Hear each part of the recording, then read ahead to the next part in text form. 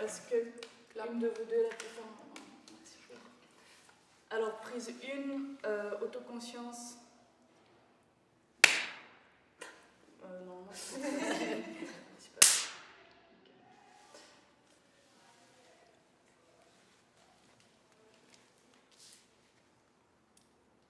Mais qui lit? Donc, c'est quoi le premier point? Qu'est-ce que l'autoconscience pour toi et quelles sont les raisons de ta vie? T'arrives juste à faire plus lentement quand même, juste pour les questions.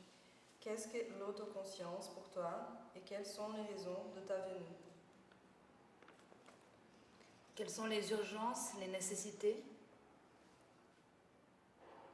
Quels étaient les attentes, clichés, stéréotypes liés à l'autoconscience? Non-mixité, est-ce que ça t'a fait peur, gêné? T'es-tu senti rassuré? Comment l'as-tu vécu? Quelle discussion le fait de participer à un tel groupe implique? Quelles sont les éventuelles réactions des autres? La réalité des vécus individuels devient la réalité des vécus communs. Comment la présence physique des autres corps dans leur stabilité donne une stabilité à la structure de l'autoconscience? Personnel, politique. As-tu eu des réticences à parler des sujets intimes face à des personnes que tu ne connais pas ou pas bien? Oh, il est long, hein? Les as-tu dépassés? Était-ce libérateur? Quelles répercussions cela a eu sur ta vie personnelle? Est-ce que ça t'a bouleversé? Est-ce que tu as changé tes habitudes en société, couple, famille? Quel rapport as-tu à présent avec tes partenaires d'autoconscience? Quel rôle joue l'écoute active au sein du groupe? Quelles solutions trouver dans le quotidien et quels points d'action? La pratique de l'autoconscience t'a-t-elle apporté une plus grande confiance en toi? Comment ces expériences ont-elles impacté sur ta vie quotidienne, sur ta personnalité? Le dernier. Peux-tu faire un lien entre l'autoconscience et ton travail artistique?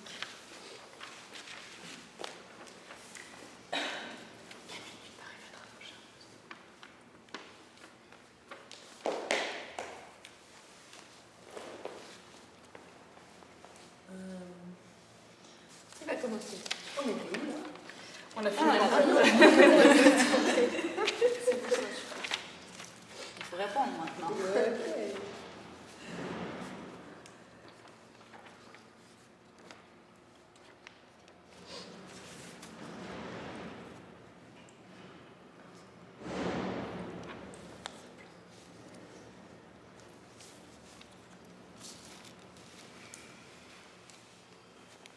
Bon, alors on lance la machine.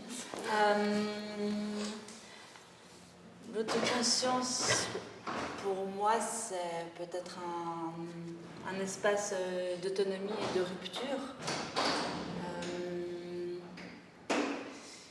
Et je pense que je suis venue faire de l'autoconscience avec vous.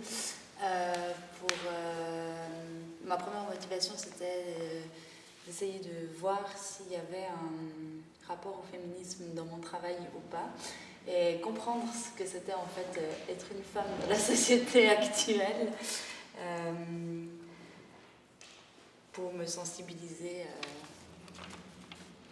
aux dangers et aux luttes qu'on peut rencontrer ou propulser.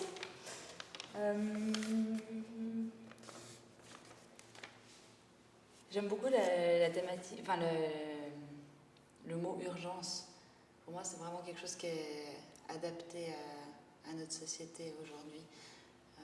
Je pense qu'on est effectivement dans une urgence alarmante. Donc, c'est plutôt... finalement, toutes les discussions qu'on a pu avoir étaient conjointes avec des actes et des choses qui se passaient aussi dans un monde plus large. Donc je pense qu'il y a effectivement une urgence et une nécessité à parler de ça par des groupes d'autoconscience ou par de l'autoconscience personnelle. Mais après on vient dans le politique personnel. C'est pas mal de faire un lien comme ça. Beaucoup de questions. Hein. pense que j'ai pas eu de réticence à parler de sujets intimes avec vous, malgré le fait qu'on ne se connaissait pas. Et peut-être même que ça a aidé, parce que c'est des choses où j'avais de la réticence en fait à parler plus facilement avec des proches. Et je vous ai dit plein de choses qu'il y a plein de mes amis et amis qui ne savent pas. Donc au contraire, je trouvais ça plutôt intéressant, ce rapport à finalement... On n'a pas vraiment appris à se connaître en surface et en images avant d'aller fouiller la profondeur, ce qui change un petit peu l'approche et finalement de se livrer autant à soi-même qu'à un groupe d'oreilles et de corps qui effectivement donne une stabilité et une assise, vu qu'on est tous assis, ça c'est bien.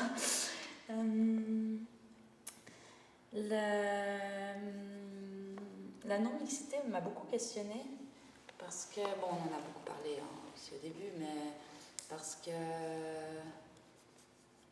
je trouvais presque ça injuste en fait pour... je me disais, il y a déjà tellement peu d'hommes qui sont d'accord de lutter à nos côtés, pourquoi est-ce qu'on les priverait de venir avec nous ? Mais effectivement, ça a un côté rassurant d'avoir...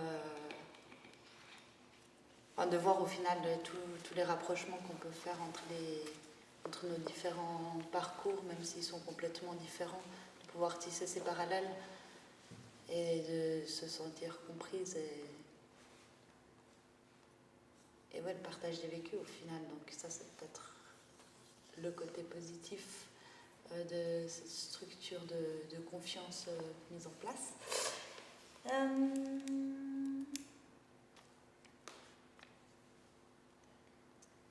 Je pense que oui, l'autoconscience a vraiment eu un impact dans ma vie quotidienne, dans le sens où j'ai appris en fait, mais c'est plus tellement une question uniquement de genre, mais plus à me dire, voilà, j'ai le droit, le besoin, la nécessité et l'urgence de me respecter, donc il va falloir mettre ça en place. Et c'est vrai que sans ces discours et dialogues qu'on a pu avoir ici, ça aurait été peut-être moins vite. Donc c'est plutôt positif. Après, je ne sais pas si c'est un lien dans mon travail, certainement encore sous-jacent, mais parce que la nécessité de l'avoir en première page est indispensable. On traitera ça dans le deuxième point.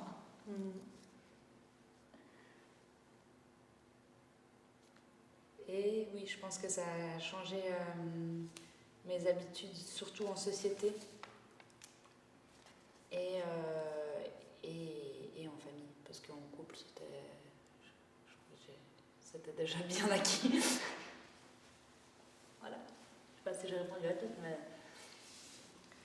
Je vais te demander comment ça a changé en société et en famille. Peut-être plus dans... C'est pas vraiment...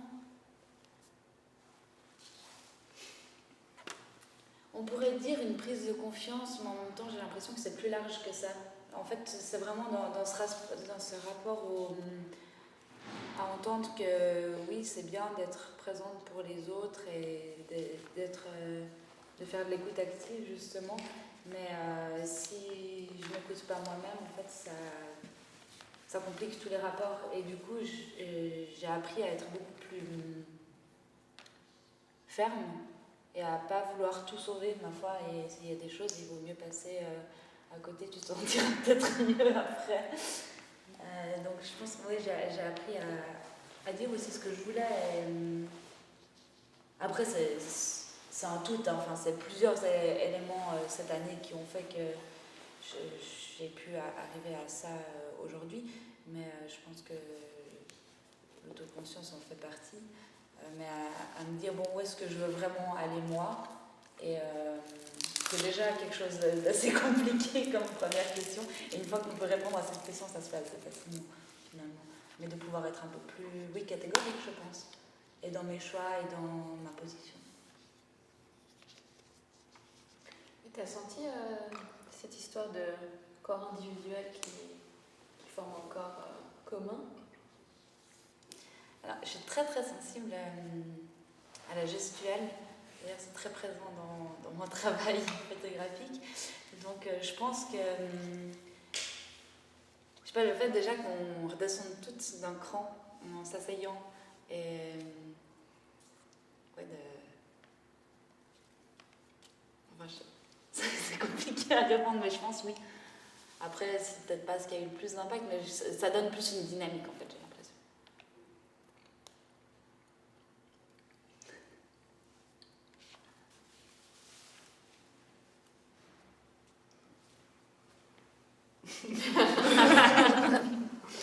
J'aime.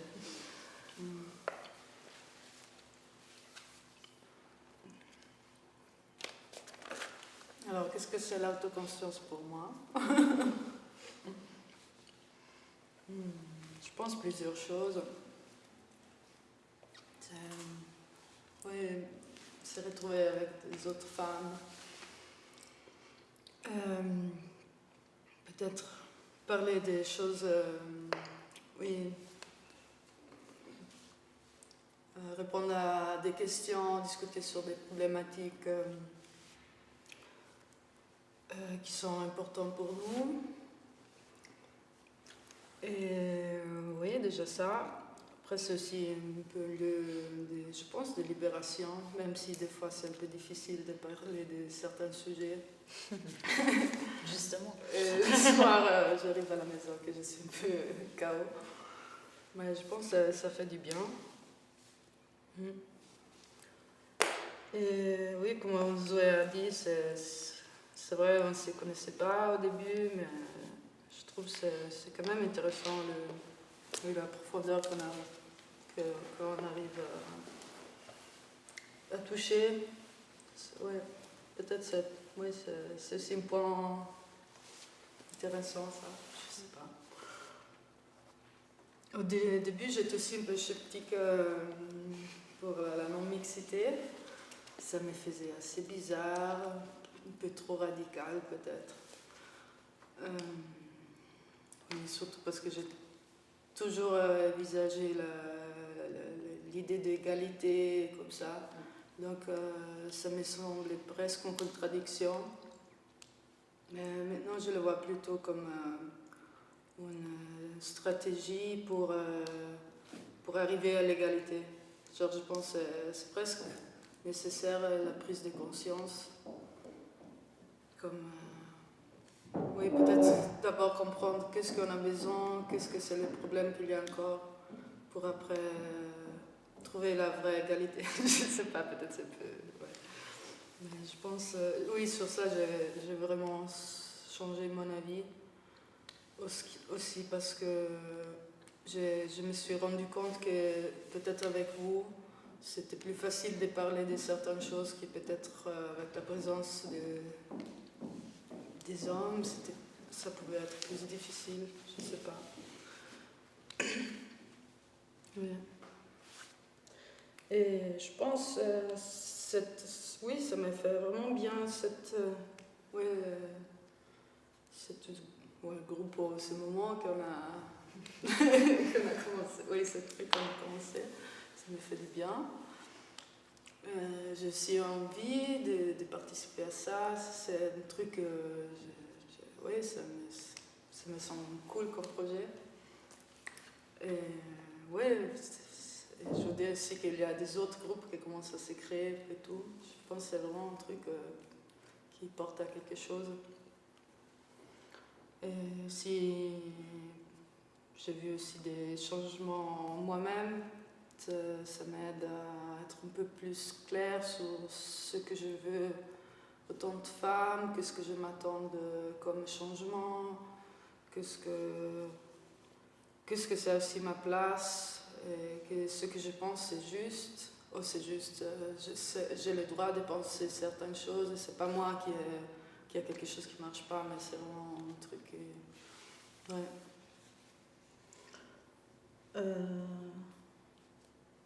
Après, je sais plus. Je me suis un peu perdue, j'ai pas trop suivi les points.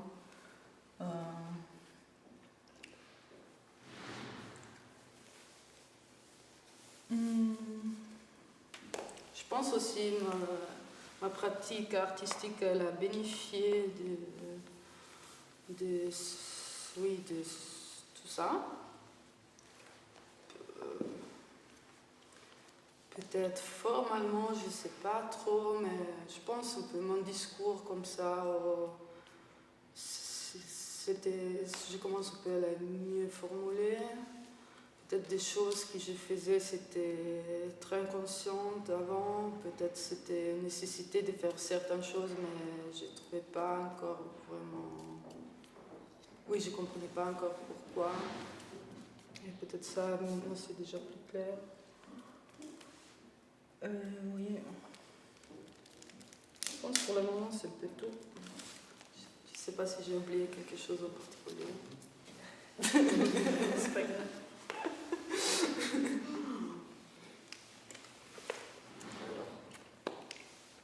L'autoconscience, c'est une séance au cours de laquelle deux femmes se réunissent pour discuter des thèmes qui nous préoccupent et par lesquels on se sent toutes concernées.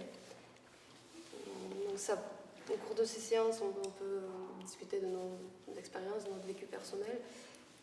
Et les sujets sont très variés, peuvent aller des relations familiales, relations au pouvoir, à l'argent, au travail, même les problèmes de la maternité. Pour moi, en fait, je pense que c'était un besoin, en tant que femme, d'en savoir un peu plus sur cette pratique de l'autoconscience. En fait, déjà par curiosité, c'est vrai que je voulais en savoir plus, je dirais historiquement parlant, sur cette pratique et sur le féminisme aussi. Le fait que ça rentre dans le cadre scolaire aussi, ça m'a encouragée vraiment à faire ce choix, avec plus de liberté. Et déjà, ça m'a beaucoup aidé, ce que je recherchais. Je voulais vraiment pas... c'est vrai, j'avais beaucoup de mal à me livrer au départ, donc je voulais vraiment pas me sentir jugée, j'avais peur du regard des autres, mais c'est vrai qu'au contraire, maintenant, ça m'a beaucoup aidé, en fait, justement, à acquérir une plus grande confiance en moi, je dirais, une plus grande liberté aussi d'expression.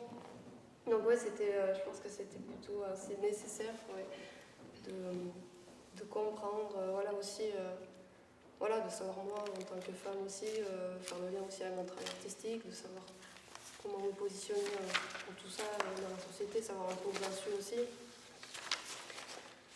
Donc, au départ, c'est vrai que j'avais un peu peur de cet enfermement un peu comme ça, restreint, comme une espèce d'hétérotopie comme ça, mais au contraire, moi, justement, je pense que c'est quelque chose qui peut vraiment aider. Et justement, le fait d'être dans ce cadre un peu restreint peut aider à s'ouvrir un petit peu plus et aller vers cette évolution. Et la non-mixité, c'était un peu pareil au début. J'étais un peu perplexe, je ne savais pas trop. Je suis aussi pour cette égalité-là. J'encourage beaucoup ça. Mais après, comme je me suis rendu compte aussi, je me suis dit avec un homme, la présence masculine, peut-être que j'aurais eu beaucoup plus de difficultés, je pense, à me livrer sur des sujets assez intimes.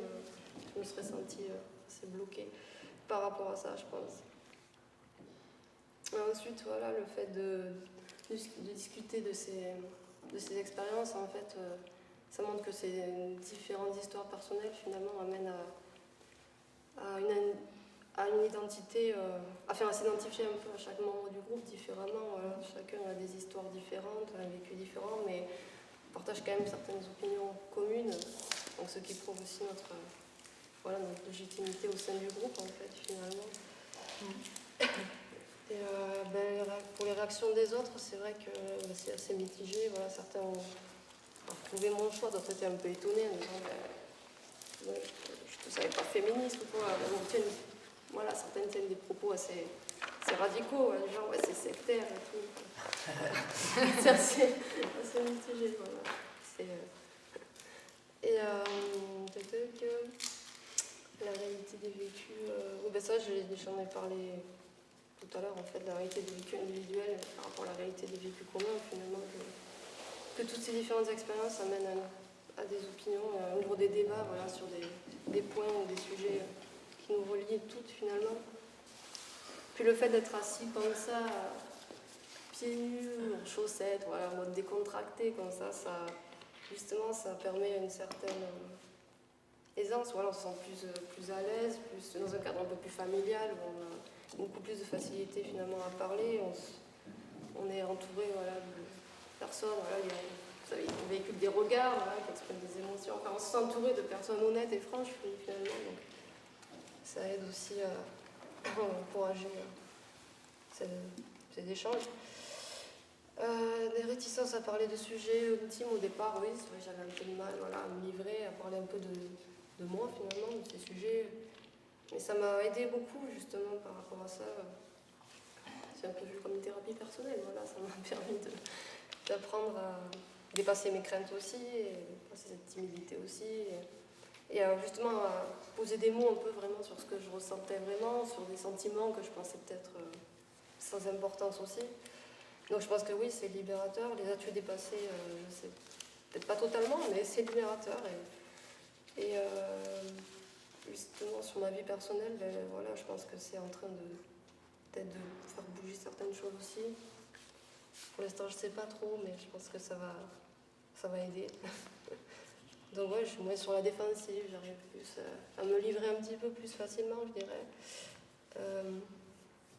Après, ouais, le fait d'être écouté, ça prouve aussi le respect mutuel. Enfin, je veux dire, sans cet échange entre la prise de parole et l'écoute, finalement, le groupe, il peut pas marcher, quoi, il peut pas fonctionner. Donc, voilà.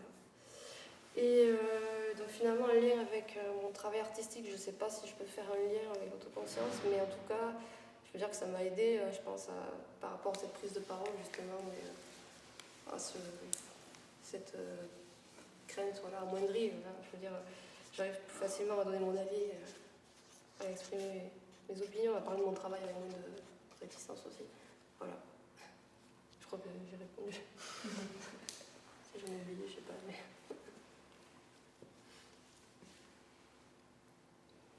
Il y avait un truc que tu disais ouais. avec enfin, qui est un peu inclus dans la question, mais c'est en t'entendant le dire que ça m'est revenu. Par rapport à l'écoute active, ouais. moi je trouve que ça fait vraiment et c'est peut-être aussi ça qui a eu un impact dans ta manière, enfin j'en sais rien, je ne vais pas spéculer, mais en tout cas peut-être moi c'est aussi comme ça que je peux voir dans ta manière de t'exprimer. C'est en fait on n'a pas tellement, enfin, c'est très rare d'avoir une écoute active sur une aussi longue durée à l'extérieur. Oui. Enfin, ça me fait tilt, mais moi je sais qu'au début ça me gênait en fait, ce silence. Et finalement on y prend du plaisir parce qu'après coup on réagit quand même toutes à ce qu'on dit. Mais c'est vrai que c'est quelque chose, c'est peut-être le truc qui m'a le plus perturbée parce que c'est vraiment ce qui est le plus étranger quoi. Ouais, c'est vrai, mais justement c'est le fait de découvrir ça au départ, c'est vraiment aussi bon.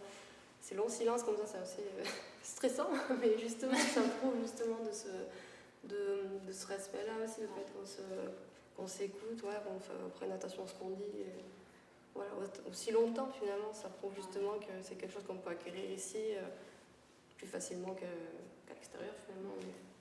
Mais c'est positif, justement, par rapport à ça, je pense.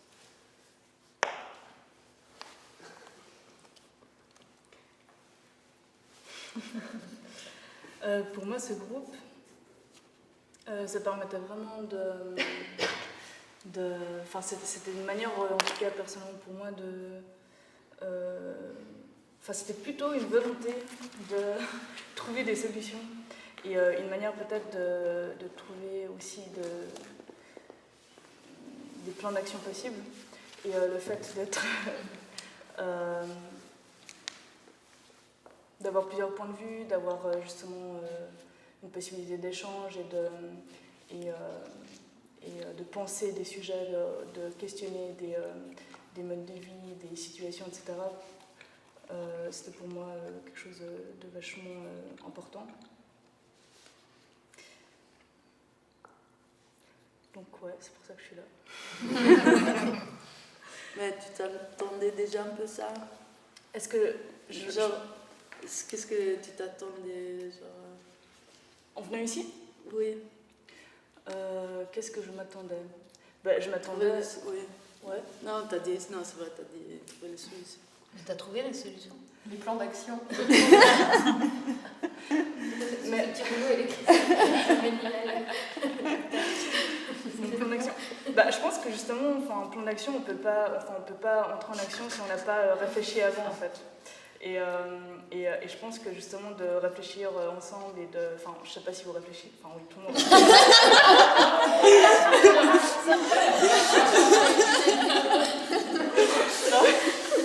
Non, mais ce que je veux dire par là, c'est que... Qui nous a bien écoutés. C'est que moi qui réfléchissais. Non, à ça en particulier, c'est ça que je veux dire. Mais, oui, non, mais comme vous disiez, justement, c'est que je pense qu'il y a beaucoup d'entre nous aussi, rien que de venir là, ça a peut-être aussi eu des impacts sur la vie réelle. Enfin, c'est la vie réelle aussi. C'est un peu une bulle. Oui, mais c'est un peu un moment privilégié, un peu qu'on ne retrouve pas forcément dans la vie de tous les jours.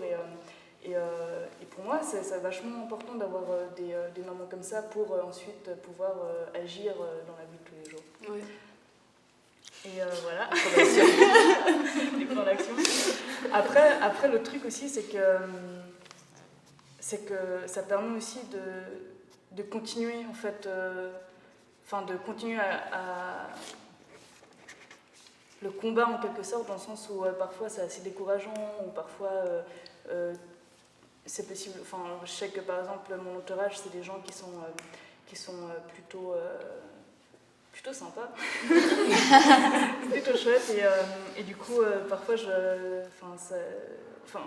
c'est ce qui s'est passé dans toute mon enfance et adolescence, c'est que j'ai rarement été confrontée, conçue. En tout cas, c'était pas conscient pour moi qu'il y avait une réelle urgence, et ça arrivait assez tard, et par le vécu de certaines choses, dans mon métier ou autre. Et en fait, ce genre de groupe de parole, ça permet justement de se rappeler en fait, de ce qui se passe partout. Et voilà. Donc un peu, voilà, c'est pour moi, c'est les urgences et les nécessités, c'est ça. Après, les clichés stéréotypes de l'autoconscience, sincèrement, je connaissais pas trop. Ou plutôt, j'avais pas de vocabulaire sur ce genre de groupe de discussion ou autre, donc j'en avais pas trop. Après, c'est plutôt extérieurement où il y a des stéréotypes sur les femmes, sur le féminisme. Et dans mon entourage, en tout cas, il y avait beaucoup de personnes qui trouvaient le féminisme comme quelque chose de très négatif.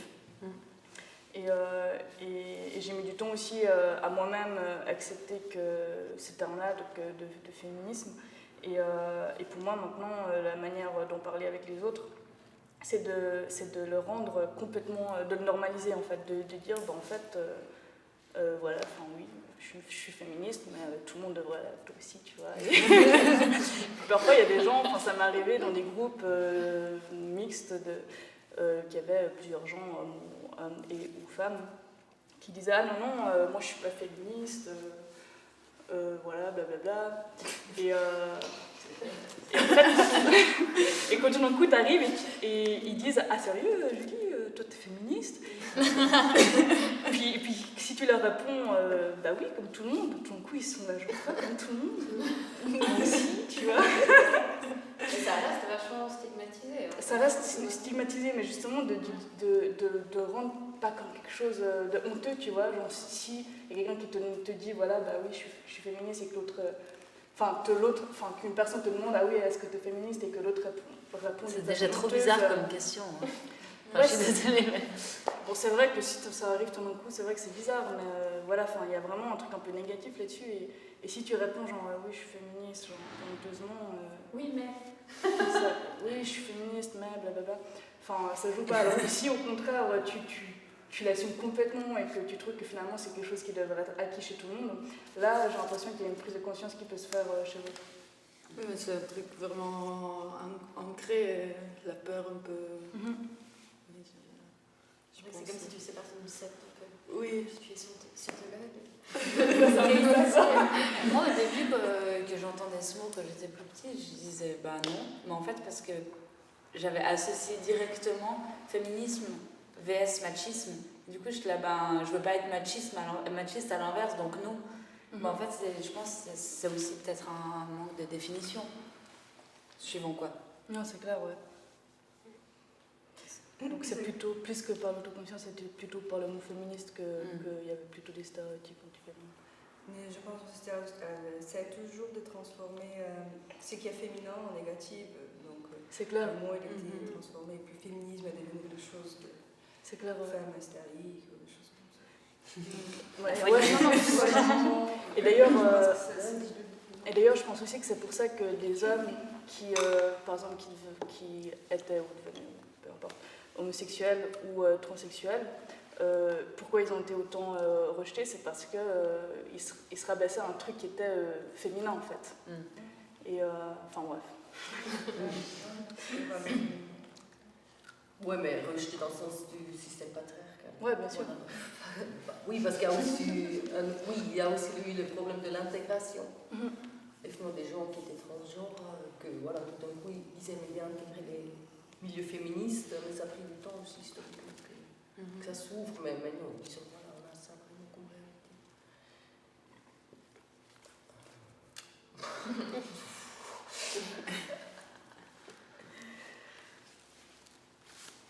Mais est-ce que si tu n'avais pas rencontré les difficultés dont tu parlais dans ton métier, particulièrement, mais pas que, et que tu étais un peu resté tout le temps dans cette soi-disant bulle que tu avais avant d'être confronté à ça, tu serais venu ici avec nous tu n'aurais pas eu la nécessité je pense qu'en effet, oui. Parce que par exemple, j'ai grandi, il y a déjà des personnes qui grandissent dans des milieux. Enfin, dans le sens où on en avait déjà parlé, mais voilà, j'ai grandi dans un monde très. Avec que des femmes en fait, et très fortes. Et du coup, c'est vrai que pour moi, c'était normal justement qu'une femme soit forte et que ce soit elle un peu qui décide en fait. Et un peu l'inverse de ce qui se passe dans la société. Et pour moi, c'était clair que tout le monde était égaux, en fait, qu'il n'y avait pas de différence entre l'homme et la femme. Et dans ma tête, c'était vraiment, c'est comme ça, tu vois. Et jusqu'à que je réalise qu'en fait, dans la société, c'était pas encore le cas. Mais voilà. Mais c'est clair que si j'avais pas eu des problèmes dans mon extérieur, c'est clair que j'aurais continué à penser comme ça, je pense. Non, mais c'est assez drôle parce qu'au final, je crois qu'à peu près de parité, on est moitié-moitié structure familiale patriarcale, structure familiale matriarcale. Du coup, c'est assez marrant. Ouais.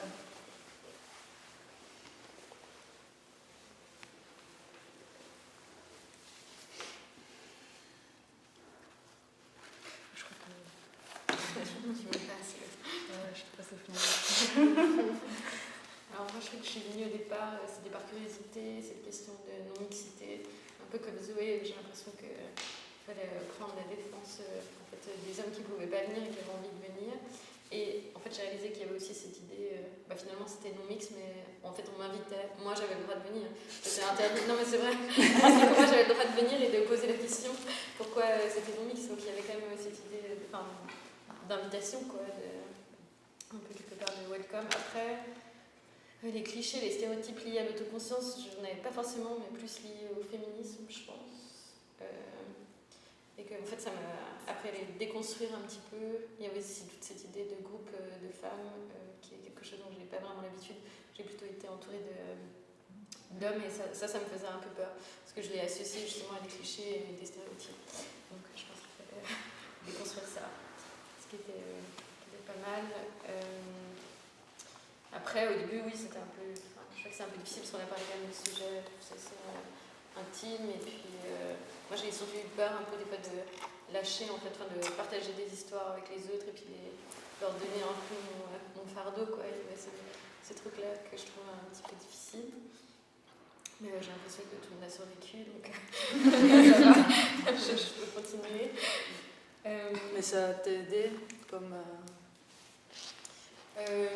Après, personnellement, un petit peu, mais je crois que c'est des choses que j'avais fait aussi avant et Oui. puis suivi. Donc, mais peut-être que ça m'a aidé mon rapport aux autres femmes. Je pense que Oui. c'est sûr. Ça, c'est sûr. Je suis pas sûre d'avoir encore assez de recul pour le dire, mais oui, je pense que ça m'a réconcilié en fait avec les groupes de femmes. Après, la question de l'urgence, au début, j'avais pas l'impression, en fait, quand on est dans un milieu, je pense comme le nôtre, qui est culturellement et même économiquement peut-être un peu privilégié en Suisse, on a l'impression que les inégalités de sexe, elles existent ailleurs, que c'est hyper extrême, et puis en fait, là, je me rends compte que c'est vrai que c'est hyper fréquent. Puis, comme tu disais, moi j'ai l'impression de fréquenter des gens, je fréquente des gens très sympas, mais qu'il y a quand même, des fois, c'est des détails, et je me dis, mais en fait, ça c'est complètement. Ça c'est construit, quoi, et c'est construit comme ça depuis, je sais pas, de mon adolescence, depuis que je traîne avec ces gens. Enfin voilà, il y a ces rapports-là qui sont établis, et en fait, ça n'a jamais changé, et des fois, je me permets de mettre le doigt dessus. Ça y est, tout d'un coup, je deviens celle qui met le coup de pied dans la fourmilière. Enfin, c'est encore compliqué, je trouve, de casser ces petites choses-là. Je crois que c'est l'urgence pour moi, là, un petit peu là. En fait, quand c'est dans le quotidien, tous les jours, en fait, de petites choses que les autres ne voient pas forcément ou n'ont pas envie de voir. Il y a des trucs aussi que soi-même on trouve normal, on trouvait normal, et puis Voilà, on se rend compte que en fait, c'est pas Clairement. normal.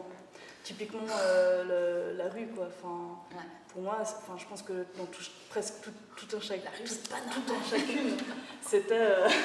On était tellement habitués à ce que, tu vois, les gars nous sifflent, nous fassent des commentaires, nous suivent, nous harcèlent en fait, que ça devient. Enfin, personnellement, moi j'ai mis du temps à comprendre que non, c'était pas C'était normal. pas normal, clairement. Enfin bref.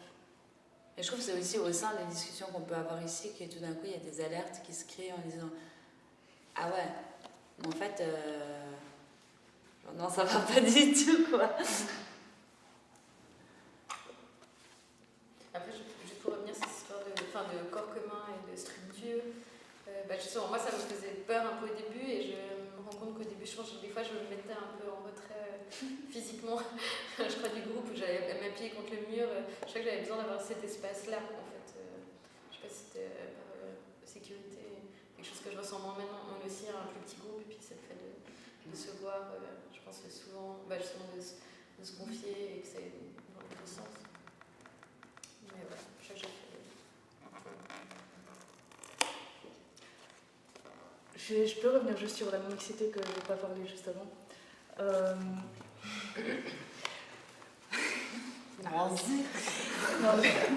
Non, personnellement, pour moi, le domaine public et dans la rue, etc., c'est hyper important de construire un monde mixte, dans tous les sens du terme. Après, je pense que si pour y arriver, on doit prendre des mesures radicales, je suis pour. Je pense que c'est même pas si radical, mais c'est quand même. Des fois, c'est un besoin pour certains, on pourrait dire classe, mais je ne voulais pas utiliser le mot classe, mais les minorités ou des gens, il faut se unir d'une façon ou d'une autre, et des fois, ça se passe entre nous, entre les gens qui ont besoin de ça. Moi aussi, je me demandais, mais j'ai été plutôt curieuse, mais je n'étais pas contre, forcément. Je pense qu'on a le droit. Est-ce que c'est si Pour la radical? route, par contre, pour des manifestations dans la route, là, je pense que ça devrait être plutôt mix quand même, parce que ça gagne plus d'ampleur, quoi. C'est intéressant de voir Le nombre. Ouais, que les hommes aussi se correspondent aussi, des choses comme ça.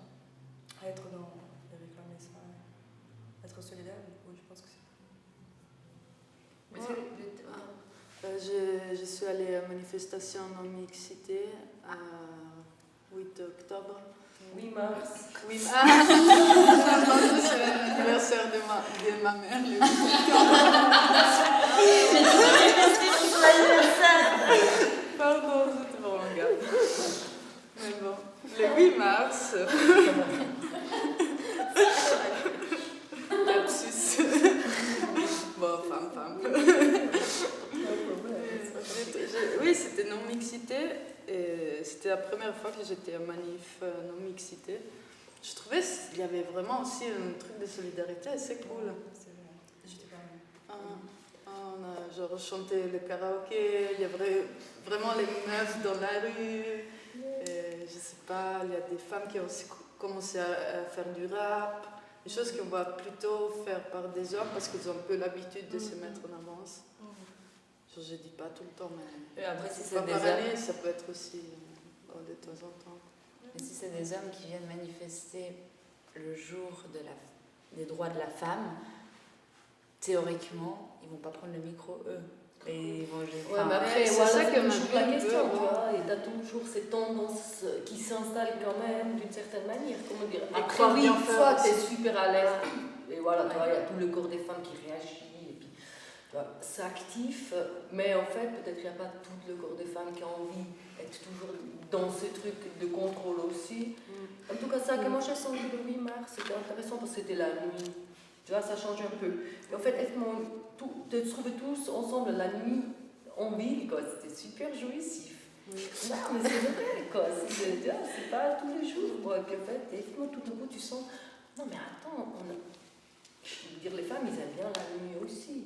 Tu vois, il y a aussi. Non, mais c'est vraiment quelque Oui, chose c'est comme la ça, quoi. vérité que les femmes ne doivent pas sortir la nuit, etc. Non, mais je veux dire, et je suis sûre, on sort peut-être quand même moins la nuit, je sais pas, mais en tout cas, tu sentais cette soif de la nuit, quoi. Et puis, c'était chouchou.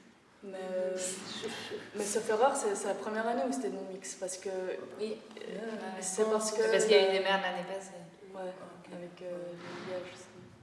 Mais alors par rapport à ça, je parle pas forcément de la non-mixité là, dans cette manifestation, mais moi je suis que arrivée à la fin, donc je sais pas comment c'était au début. Mais ce que j'ai trouvé dommage par contre, c'était le peu de diversité dans les femmes présentes en fait. Et ça j'ai trouvé vachement dommage.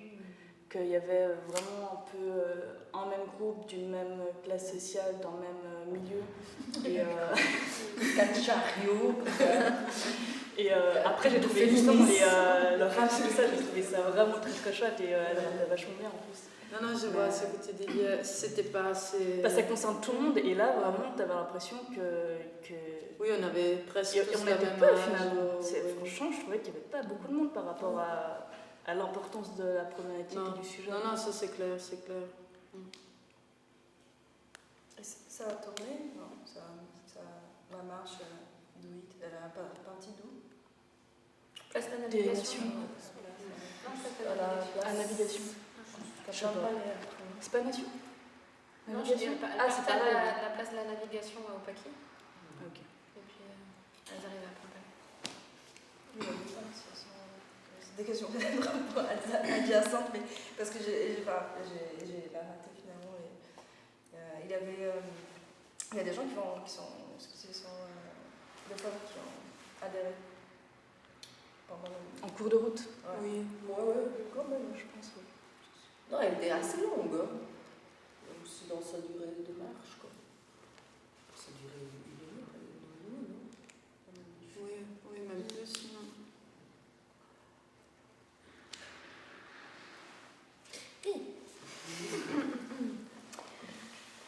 Alors, moi je connaissais pas non plus ce terme d'autoconscience.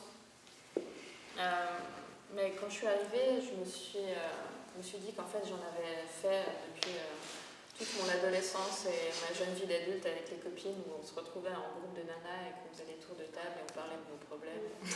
Voilà, alors pour moi c'était pas...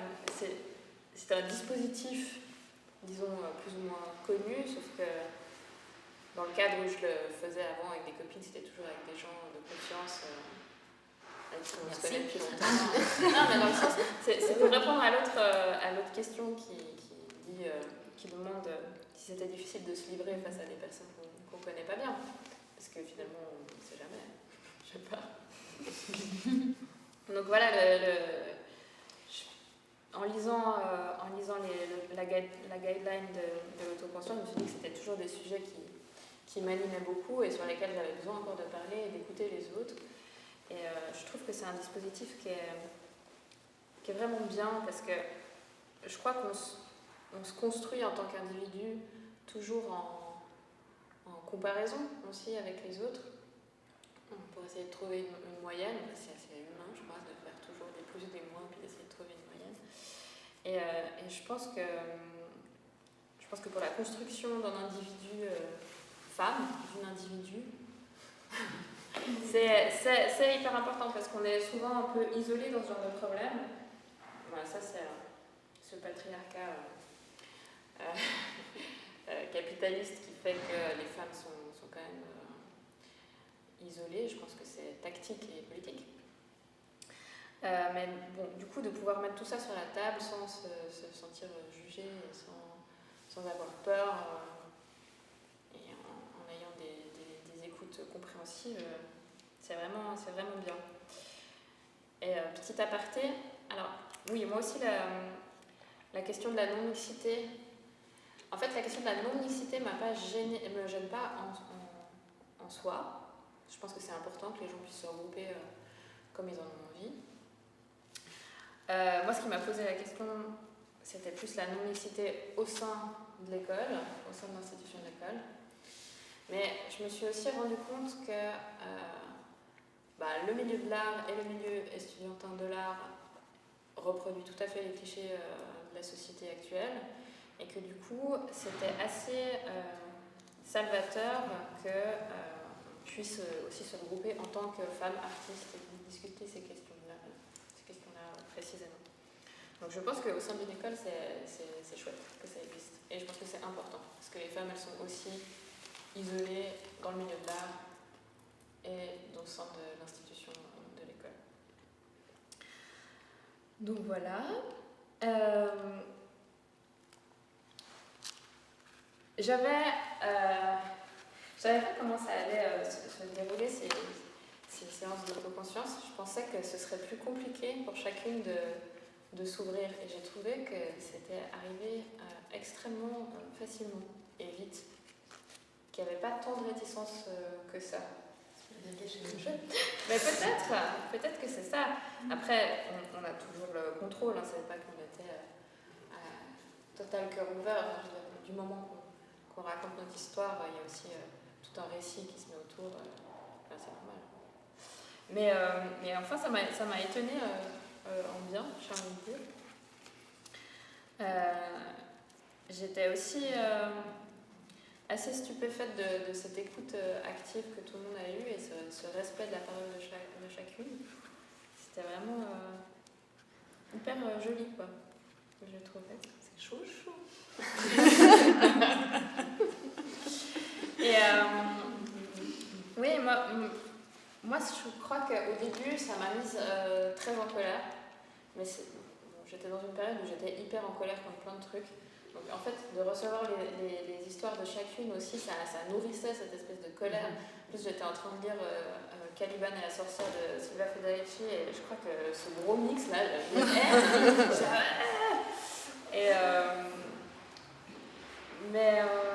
je sais pas par quel mécanisme, mais ça s'est un peu calmé. Je pense que j'ai réussi à poser aussi des trucs à droite, à gauche, qui ont un peu jalonné un chemin plus paisible. Et oui, il y a 2-3 choses qui se sont débloquées dans ma vie familiale aussi. Je ne m'attendais pas forcément à ce que ça arrive, mais si, ça s'est fait. Et alors, je ne sais pas dans quelle mesure ça a vraiment impacté mon travail artistique, mais j'ai l'impression que ces dernières semaines, derniers mois, je suis un peu plus libre. Tu manges des saucisses?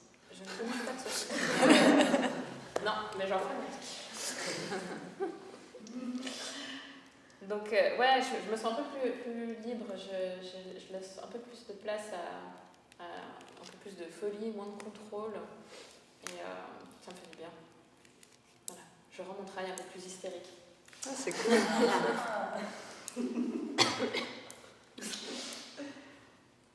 Donc voilà, ouais, et puis le fait de construire une histoire féminine commune par nos différents vécus personnels, je trouve que... Parce que finalement, ce qu'on raconte, ça dépend comment l'autre le reçoit, les autres le reçoivent, mais ça vient impacter sur ta vie aussi. Enfin, ça te construit par les histoires des autres. Donc oui, je pense que ça construit un corps commun. Mais je pense que tu mets le point sur ce qui est le plus important en fait, de mon point de vue, c'est qu'au final, moi, des histoires qui ont pu m'arriver, ben voilà, tu te digères, tu te remets en question, tu fais le point dans ta poche, puis finalement le temps passe et enfin en tout cas moi je m'y mise à fond. Et en fait, d'entendre tout d'un coup, enfin qu'on vienne poser devant ta porte un énorme sac d'injustice, de colère, de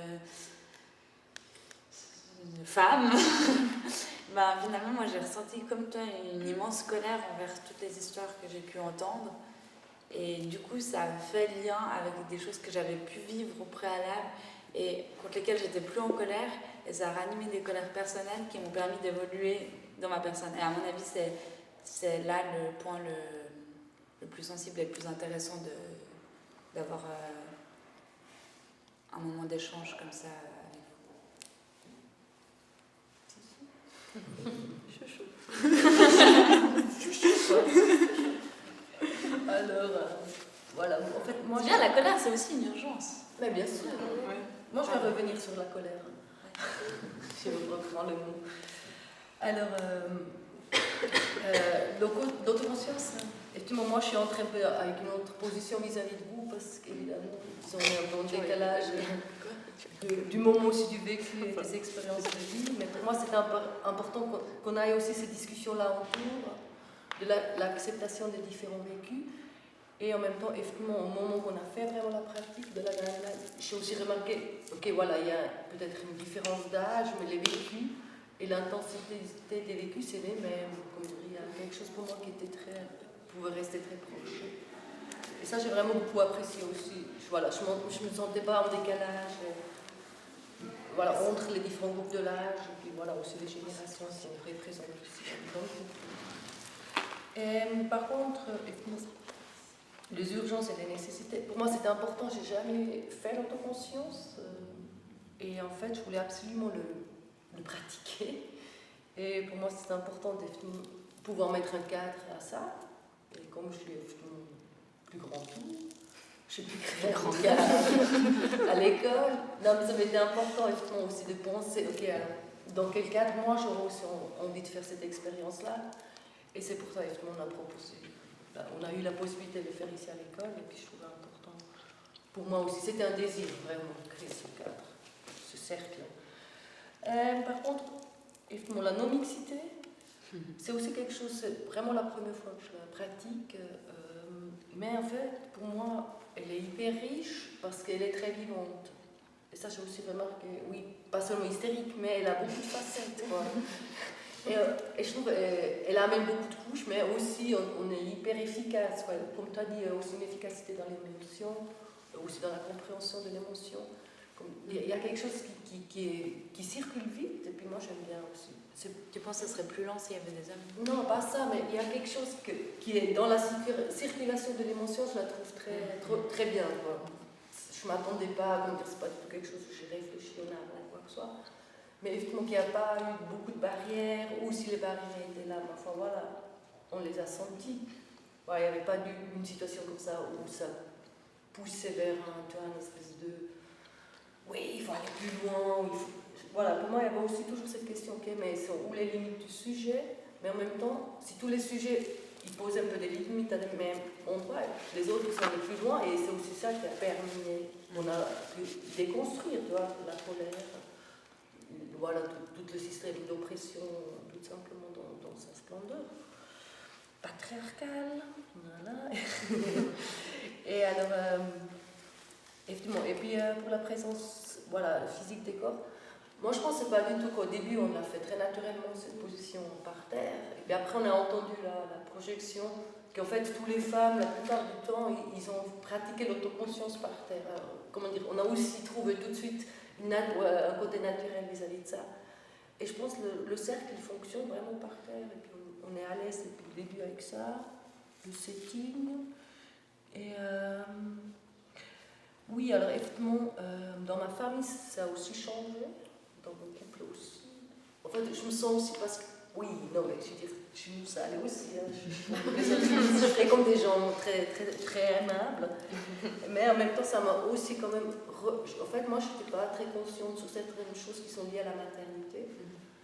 Parce que moi, je suis partie de cette idée, oui, mais la femme, tu vois, la maternité, elle est un peu gratuite. Non, mais tu vois, un espèce de cadeau comme ça, que tu fasses à la vie. Comme dire, je suis partie d'une idée un peu comme ça.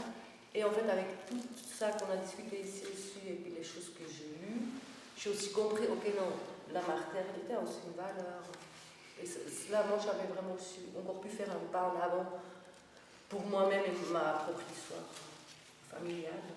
Mais est-ce que si tu reviens tant d'années après ta maternité en disant en fait ça a une valeur, est-ce que ça peut être entendu parce que toi tu as fait tout ce trajet-là, mais finalement ton mari ou les autres personnes ne comprennent pas forcément le changement d'un coup d'un seul, non? Non, mais disons pour moi c'était pas que je n'étais pas consciente de la valeur, mais en fait j'étais sûre que effectivement ça ne pouvait pas tenir, tu vois, dans la balance avec la production artistique ou des autres productions. Et ça, j'ai vraiment pu reconstruire ici. Et voilà, toute cette valeur symbolique aussi de la maternité aussi, dans ce sens-là. Et je pense que je n'étais pas capable, à ce moment-là où je suis devenue mère, de tout de suite mettre ça en place. Je le sentais depuis le ventre, il y avait une émotion, mais je n'arrivais pas la transmettre. Par contre, il y a aussi eu des impacts. Je ne suis plus du tout en colère. Je crois que j'étais en colère pendant 10 ans, mais là, ça m'a totalement passé. Et je suis entrée dans un autre mouvement avec les autres. Et puis, en fait, effectivement, non, mais je veux dire, j'espère qu'on va aussi retrouver les états de colère. Mais moi, ça m'a beaucoup adouci dans ma manière de parler, en fait. Et en fait, tout le monde dit oui, mais maintenant tu parles. Avant, on avait juste peur de toi.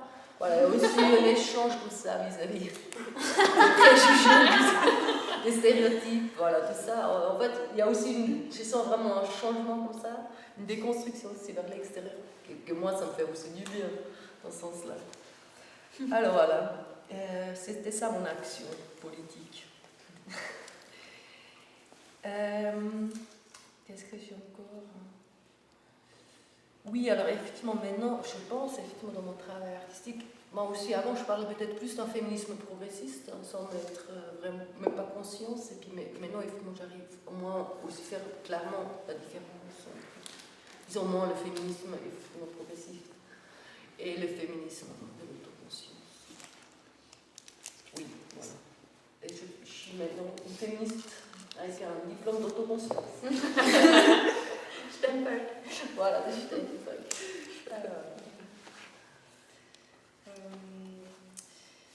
moi, j'étais intéressée pour depuis que j'ai entendu, j'étais intéressée pour les groupes. J'étais plutôt curieuse pour voir comment ça se mettait en place, ces sortes ensemble. Mais j'ai pensé que ça allait être surtout intéressant et vraiment, je pense que j'ai trouvé un espace qui ne vend pas, même dans l'école, dans la société, un espace qu'on puisse être vrai, quelque part, même, enfin, pas soulevant qu'est-ce que c'est vrai ou pas, mais c'est très difficile de trouver des lieux où il y a une sorte de, voilà, cette sorte de possibilité de passer la parole avec une vérité. C'était cool pour ça. Donc, je pense que c'est très important, ces groupes en fait. J'ai pensé moi avant, je pense que c'est très important que ça se passe et que j'avais déjà l'intuition que c'est important que les femmes se mettent plus ensemble et qu'il y ait plus cette conscience de l'autre et tout ça. Donc voilà. Alors sur moi-même, qu'est-ce que ça change ? Je pense que c'est toujours bien, alors notre conscience vient avec le fait d'autres consciences, donc c'est toujours bien d'entendre d'autres personnes qui ont passé pour des choses, qui ont des réflexions sur ces sujets-là, et des fois tu es toute seule en train de penser, donc bien sûr que je suis d'accord à ce que tu es en train de penser, et ça te met plus en connexion avec une réalité qui est vraiment là, qui est tangible. Et sur la non-mixité, j'avais déjà parlé. Mais c'est vrai, je pense que tout le monde a parlé sur le 8 mars. Et voilà, ils disaient que c'était une super bonne énergie et tout ça. Et bien, en repensant, je me dis ça doit être vraiment. Ça doit être vraiment. Et, d'être dans la rue.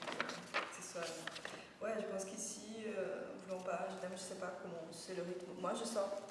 Il y a des périodes que je sors plus de soir. Je sors beaucoup de fois toute seule parce que je suis quelqu'un que j'aime bien enfin, j'ai un bon rythme comme ça. Et c'est vrai que je ne croise pas tous les temps les femmes que je connais ou des choses comme ça, je ne sais pas.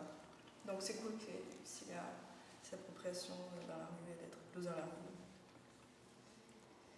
Voilà. Je pense que c'est top quand même. Ouais.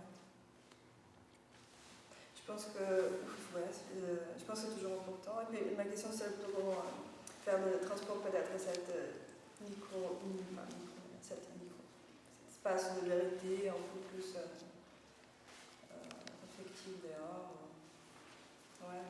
Même entre nous, enfin, il y a la question de comment, est-ce que ça reste quelque chose comme un outil qui se passe comme ça dans notre vie, on apprend et puis c'est passé, est-ce qu'on arrive à apprendre ça et effectiver dehors aussi.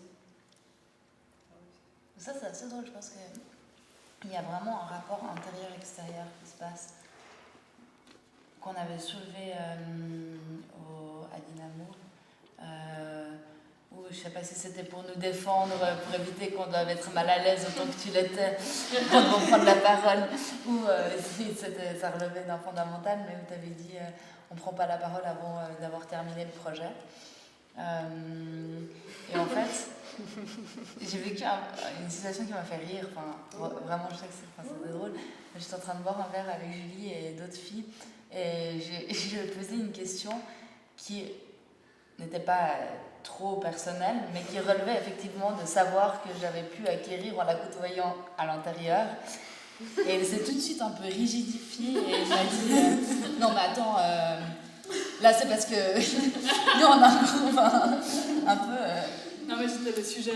Oui, non mais c'était que le sujet. Non mais je caricature. Hein. Mais c'est vrai que ça, en fait ça l'a juste déstabilisée. Après elle était totalement à l'aise, mais ça l'a déstabilisée tout d'un coup. L'intérieur devenait extérieur. Et en fait ça m'a fait beaucoup rire de me dire où est-ce qu'on met cette limite finalement. Je t'ai pas posé de questions gênantes en tout cas, mais c'était juste vraiment effectivement tout d'un coup, on est dans un verger où il y a des pommes et tout d'un coup on est à la ferme et on n'a jamais vu de pomme à la ferme et il y a une pomme qui sort du sac, qu'est-ce qu'on fait?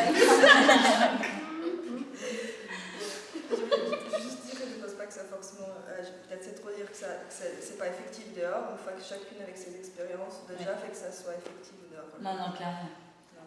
Mais c'est clair que c'est... Non, mais c'est la manière de nommer, enfin, je veux dire, c'est juste qu'elle a parlé de mon copain. Et j'ai jamais nommé mon copain. Et d'ailleurs, j'ai jamais dit dans toute ma vie que j'avais un copain, parce que pour moi, je sais pas pourquoi. Voilà, mais elle a dit, allez, comment ça va avec ton copain? Voilà, tu dis une banalité. J'ai demandé si son copain avait commencé à travailler. Ok, voilà, c'est ce souci du travail et tout. Mais vraiment, il n'y avait pas de souci. Non, mais j'ai bien compris. Tes yeux m'ont fait vraiment... Merde, j'ai franchi une barrière. J'étais blanche, j'étais en face de toi. Il y a eu un petit crispant. Moi, je me suis dit, c'est moi qui fais la gaffe. Ça y est.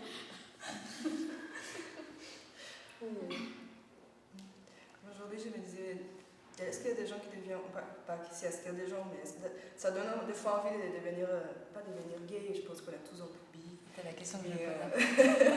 j'essaie de prendre la position parce qu'il ne faut pas bien poser la position d'être hétéro quelque part. Et les envies abstinaires, on peut poser ça, mais finalement on est ouvert. Des fois, juste décider d'être finalement lesbienne parce que des fois c'est tellement chiant le gars. Des choses bêtes, mais bien. Je suis pas sûre Mais que des ce soit fois- forcément plus facile. Non, mais tu penses avec la conscience, tu peux aussi t'imaginer au plus un empowerment, une possibilité de devenir plus bi ou avoir une sexualité tournée plus vers les femmes. Je pense que j'ai jamais exclu cette possibilité. Mais dans ta conscience, tu penses, ça t'a aussi assoupli là-dedans avec l'expérience qu'on a fait dans le groupe. Ouais. On a fait un coming out. C'est toi qui l'as défini comme coming out féministe, alors pourquoi ça n'aurait pas un impact sur le coming out Moi, outsider? moi, ça va très bien, mais effectivement, Ça va très bien. intéressant, c'est des choses qu'on n'a pas encore discutées pour le moment, et puis c'est aussi une ouverture, effectivement. C'est vrai Dans qu'on un a projet sauté extérieur. le passage sexe. Mais non.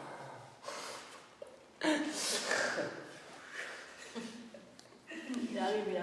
D'ailleurs, je les commence. Non, mais pas aujourd'hui.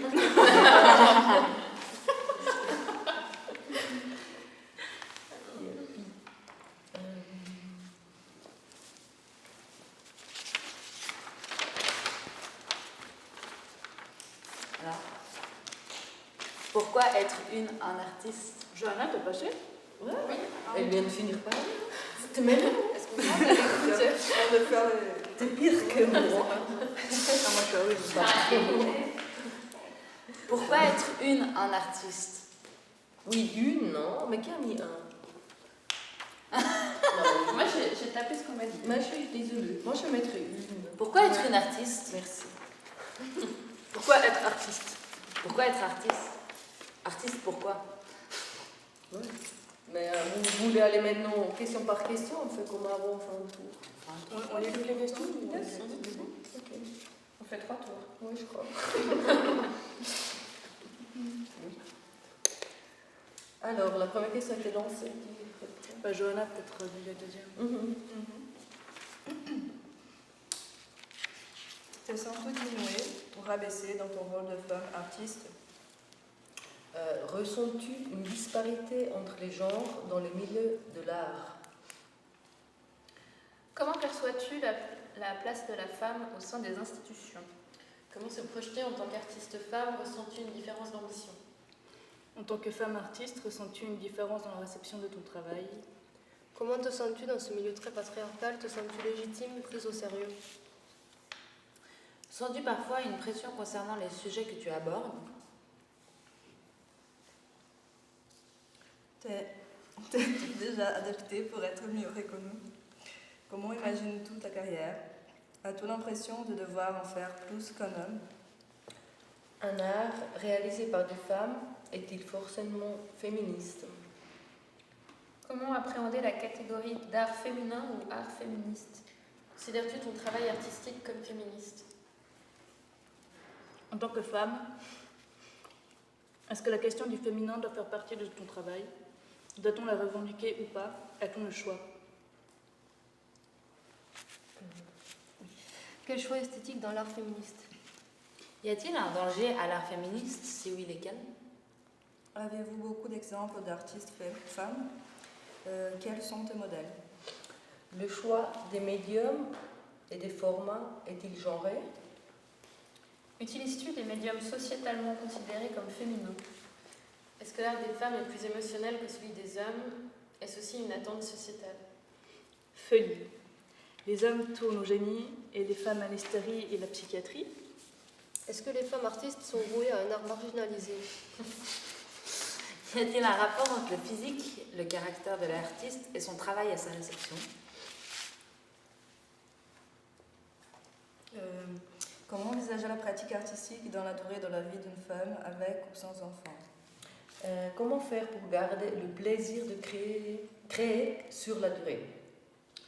Le corps.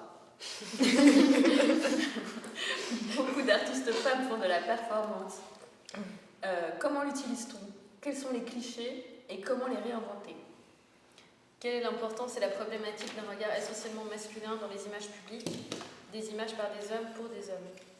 Quelle autre représentation de la femme serait désirée? Est-ce que le séparatisme peut être un outil pour créer un espace de travail pour revenir dans le milieu avec un discours plus construit? Est-ce une stratégie de travail? Quelles peuvent être les stratégies de travail pour déjouer les clichés enfermants? L'ironie est-elle comprise? Concours. Comment déjouer l'autosabotage? Y a-t-il des appels spécifiquement orientés pour la création féminine? Comment être artiste en vivant dans une société capitaliste? Acceptes-tu ou refuses-tu ce marché, cette conception de l'art?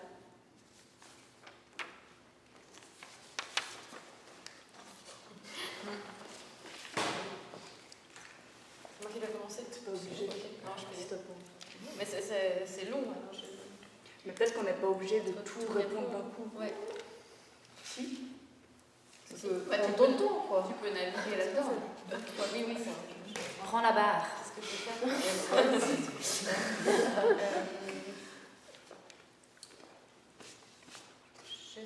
J'ai l'impression que oui, les disparités existent. C'est ce que tu disais avant, finalement, l'institution de l'école, le milieu de l'art, en fait, finalement, reflète ce qui se passe dans la vie de tous les jours. J'ai l'impression qu'on doit plus se justifier. Après, je ne sais pas si c'est vraiment en tant qu'artiste ou juste en tant que femme en général, parce que ça, j'ai toujours l'impression qu'il fallait faire plus. À l'école, il fallait faire plus, il fallait travailler plus, avoir l'air sérieuse, être là, avoir des bonnes notes. Enfin, il y avait vraiment une espèce d'attente de la part des professeurs. J'arriverai pas à dire, parce que là, je viens de commencer ici, si c'est aussi le genre d'attente, mais je peux imaginer que oui, que ça l'est. Après, comme vous savez, du coup, le fait de venir du design, il y a des questions dont j'ai pas vraiment besoin de me poser, notamment du médium, puisque moi j'ai fait des vêtements et j'ai travaillé le textile et que on était beaucoup de filles et il y avait quelques hommes qui étaient pas le macho type. Et puis que, du coup, la question était un petit peu plus complexe en fait. J'ai l'impression que c'était pas un problème. Après, c'est que maintenant, là, je me pose la question de ce que je fais. Je fais aussi des tapisseries, ou de la broderie. Il y a ce truc hyper qui est associé au féminin en fait. Et qu'est-ce que ça représente, est-ce que j'ai envie de le faire est-ce que j'ai envie de l'utiliser ou pas. C'est vrai que je me pose vraiment cette question-là. Liée aussi à la couture, aux vêtements. D'ailleurs, moi je dis jamais couture parce que ça représente peut-être ça. Donc voilà, lié aux vêtements, au textile. Après, je ressens pas le besoin de devoir utiliser un médium masculin, mais c'est vrai que je me pose vraiment la question de la réception après du travail en fait. Et j'ai l'impression qu'on n'a pas forcément le choix en fait, que c'est tellement que les stéréotypes sont tellement ancrés que c'est assez difficile de naviguer là au milieu. Je sais pas comment dire, une femme qui va utiliser des médiums qu'on verrait comme plus masculins, on va lui reprocher d'utiliser des médiums masculins pour y arriver. Enfin, parce que moi je vais reprocher d'utiliser ces médiums pour y arriver. Et puis quelqu'un qui va utiliser des médiums féminins, je vais me dire, en fait, typiquement comme moi, elle a pris ce qu'elle avait à portée de main. Donc je me pose vraiment cette question. C'est vrai que c'est dans l'idéal, il faudrait que ce genre en fait n'existe pas. Mais tu penses que c'est un problème d'utiliser des choses qu'on a à portée de main ? Non, pas du tout, mais que du coup ça peut être aussi dévalorisé, tu vois, de cette manière-là, quoi, en fait. Ah oui, mais voilà, oui, c'est facile, c'est facile de broder, ça prend pas beaucoup de temps. Non, mais tu vois. Mais je pense que la problématique justement, c'est que c'est ces stéréotypes-là, c'est que c'est connoté féminin, c'est que c'est connoté masculin, alors qu'en fait, il n'y a absolument aucune raison de pourquoi ça devrait l'être. Mais je suis d'accord, mais en fait ça existe, du coup, toi, la perception de ton travail va peut-être tomber là-dedans sans que tu en aies envie. Ouais, mais je comprends ce que tu veux dire. C'est aussi dans le vêtement même de qu'est-ce que tu portes, qu'est-ce que tu mets, etc. C'est dans le sens où je me suis longtemps posé la question parce que parfois je sais qu'il y avait des trucs que je m'empêchais de mettre parce que c'était trop féminin et j'avais pas envie de tomber dans ce cliché et tout ça, mais en même temps, pourquoi se priver de choses parce que c'est considéré comme très féminin? Et la solution, c'est qu'en fait, les hommes se mettent aussi à casser les codes en fait. Oui, non, mais oui. Hétérosexuel parce que c'est surtout là que ça commence en fait. C'est là aussi tout le problème. Non, mais je suis tout à fait d'accord. Après, la question, c'est que moi j'ai ces stéréotypes-là aussi, en fait. Effectivement, c'est ça. Donc, comment je fais moi pour les déconstruire et puis comment je demande aux autres de les déconstruire aussi. En fait, effectivement, c'est ça. Parce que je ne suis pas encore à cette étape-là. Et j'ai l'impression que ça prend quand même pas mal de place. Donc, après, est-ce que tu vas pousser bien le sujet, peut-être de ma pratique. Après, moi, je fais le lien aussi avec le fait d'être racisée, parce que j'ai l'impression qu'il y a quand même beaucoup de parallèles qu'on peut faire. Et je vais essayer, en tout cas, de les utiliser, de les réapproprier. Après, il y avait cette question d'urgence et finalement de colère. Et moi, j'ai tendance, je suis encore en colère. comment ça peut sortir aussi de façon plus subtile aussi, tu vois, sans être hyper frontal et un peu agressif, parce que je pense pas que ça soit la solution. Mais des fois, ça me fait juste faire du bien. Hein. Oui, non, personnellement c'est clair, mais moi je me retrouve pas non plus là-dedans, tu vois, dans ce truc très frontal comme ça. Puis, je vais relire. Mais moi, je vais juste revenir au-delà des matériaux connotés. Il y a aussi cette histoire de format dont on parlait. Et en fait, ce qui est à portée de main, pour moi, ça s'associe à ce qui est petit, maniable, pratique. Oui, aussi, tu vois, et que du coup, on n'est pas dans le gigantisme qui est valorisé dans l'art. C'est-à-dire qu'une peinture monumentale, ce sera toujours un peu genre waouh, alors que la miniature, oui. Enfin, voilà, il y a toujours ce truc Effectivement, c'est ça la question. Est-ce qu'on n'arrive pas à se projeter, tu vois? Est-ce qu'on n'arrive pas à se libérer un espace mondial pour dire ok, voilà, c'est là, comment dire, on voit peut-être pas assez grand? Ou effectivement, est-ce que ce geste du grandisme, grandiose, est-ce qu'il fait encore sens aussi pour les femmes artistes? Voilà, moi j'ai l'impression que c'est clairement une confiance en soi aussi. C'est que, bon après tu vois, il y a aussi une démarche. Si ta démarche artistique, comment on dit, explicite, nécessite une petite taille ou une grande taille, ça c'est différent. Mais après, si en fait il n'y a aucune raison de pourquoi tu fais une grande toile ou une petite toile ou un truc minuscule, c'est peut-être lié à une confiance en soi. Et c'est vrai que j'ai l'impression que dans la vie de tous les jours, j'ai l'impression que la société nous a aussi appris en tant que femme à avoir moins confiance en mais soi, tout à fait. Moi je pense de effectivement légitimité. il y a aussi toujours cette contenu. Ok, voilà, il ne faut pas que je fasse au-delà de mes capacités. Comme dirait même, il n'y a pas une espèce d'élan, tu vois, de se jeter dans le vide. Voilà, on mesure toujours un peu nos frontières et puis effectivement ça nous contraint vachement aussi à l'intérieur du travail. Et l'espace physique je sais pas, l'espace physique de l'art, quoi, d'une certaine manière. Après, il y a beaucoup de femmes qui ont fait du grand aussi. Oui. Non, mais bien sûr. Je pense que c'est lié aussi cette question d'ambition aussi. Et de financement. Ouais, carrément. Bah oui, mais tout est carré finalement. Et cette question d'image aussi, c'est vrai que d'avoir des référents, tu te projettes, tu te dis que c'est possible. Et puis en fait, c'est vrai que souvent, en l'occurrence, c'est des hommes, donc en fait, tu te dis. Mais c'est complètement. Moi, je sais que c'est complètement inconscient. Mais je pense que si on interviewe les hommes qui sont en workmaster et qu'on demande quelles sont les ambitions futures, à mon avis, on n'a pas les mêmes, quoi. Enfin, on vise pas.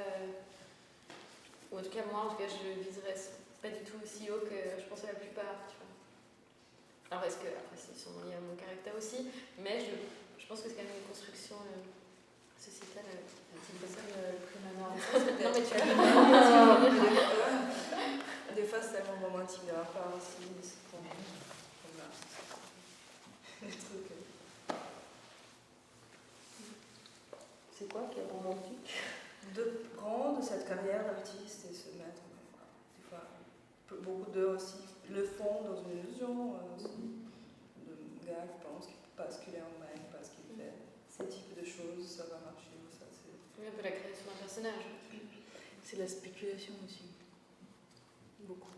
Énormément. Peut-être. Ah oui, mais c'est devenu. Le milieu de l'art, le marché de l'art, c'est comme l'immobilier, quoi. C'est comme c'est le capitalisme, en fait. Oui, c'est ça, t'investis. Hier, je parlais avec Fulvia, elle était en train de discuter un peu sur le marché. Elle a dit, mais il n'y a plus d'argent au marché, en fait, de toute façon. Le marché d'art, il y a une crise, il y a plus de gens qui deviennent artistes et enfin, on n'a pas cet argent qui veut penser pour pas poursuivre. Du coup, en disant, bon, il y a plus d'argent, pourquoi vous faites une art qui n'a pas de sens? Bon, ça me fait réfléchir. Est-ce que ça inciterait finalement à faire un art politique parce que finalement on a les moyens, l'espace, et puis tant pis si ça ne se vend pas parce que finalement il y aura plus c'est déjà un marché en crise et tout ça, donc utiliser ça comme un outil que ce soit politiquement engageant. Bon, du coup, on entre dans la question art politique, art politique et tout ça. Et la question, est-ce que quelqu'un a dit aussi, mais les milieux d'art, c'est un des lieux les plus puissants pour faire la politique ou quelque chose comme ça. Et c'est des choses aussi qui me questionnent. Après, je me dis, je sais pas, je pense peut-être faire des classes d'éducation sexuelle dans des écoles pour des femmes, c'est plus effectif que d'autres choses, rester dans là, tu vois, c'est des placements, aussi de penser, est-ce que les milieux d'art, il faut insister dans ces milieux pour faire les choses marcher, enfin, bien sûr que ça peut faire partie, mais aussi passer pour d'autres milieux, je sais pas, pour d'autres pratiques. Mais ouais, c'est tellement sur, il y a des choses comme ça, c'est sûr que c'est les milieux d'art, c'est effectif. Il y a des moyens, mais il n'y a pas ça.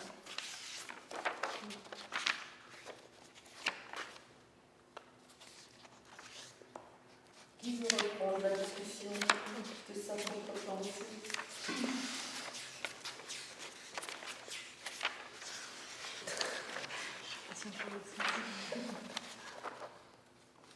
Mais ouais, pour rebondir à ce que tu disais, Johanna, en fait, c'est toute la définition d'artiste en fait, qui est remise en question, finalement. Qu'est-ce qu'être un artiste? Qu'est-ce qu'un artiste? Qu'est-ce qu'être un artiste dans cette société? Et ça, c'est une question que je n'ai pas encore répondu. Donc voilà, je ne peux pas trop y répondre, mais pourquoi? Je pense que la raison aussi de pourquoi j'ai décidé de faire mon métier, l'art et le cinéma, je pense déjà c'est la liberté. En fait. C'est que d'abord je voulais faire du droit, être avocate, et du coup j'ai réalisé qu'en fait être avocat c'est pas être. J'avais un peu une vision idéalisée. Mais je pense que j'avais aussi une vision. En fait, moi j'avais une vision très pessimiste de l'artiste.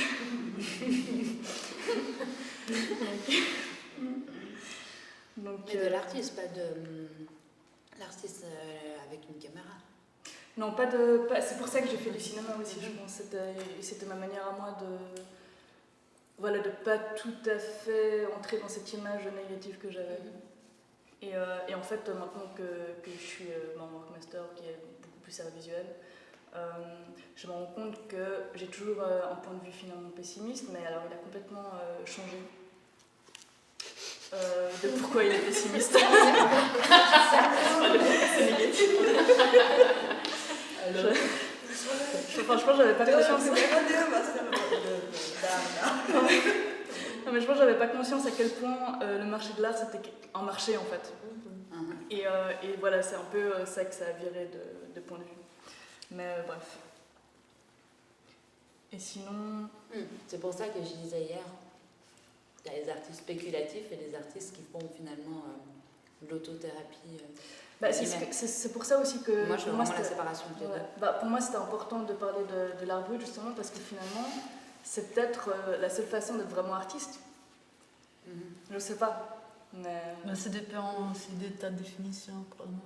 Ouais, c'est ça, c'est que il faudrait redéfinir. Enfin, peut-être qu'il n'y a pas qu'une seule définition aussi. Thésis.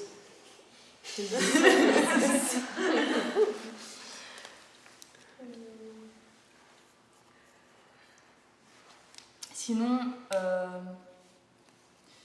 en tant que dans le domaine